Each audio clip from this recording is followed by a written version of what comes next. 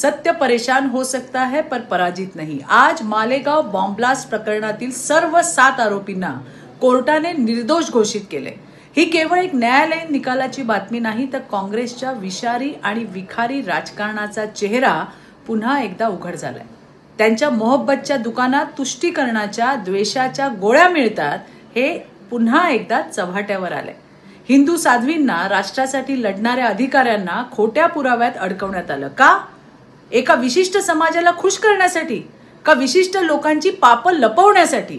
हिंदू दहशतवाद हा शब्द प्रचारात आणणाऱ्यांनी देशाच्या सामाजिक ऐक्यालाच गालबोट लावणाऱ्या काँग्रेसला आज कायद्याचा चांगलाच दणका त्या ठिकाणी मिळालाय।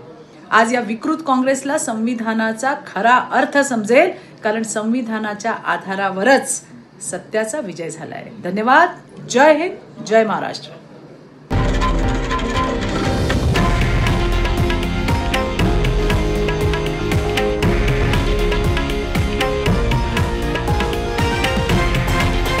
हे आहे देशातील नंबर 1 न्यूज नेटवर्क आणि आपण पाहत आहात TV9 मराठी, एकमेव।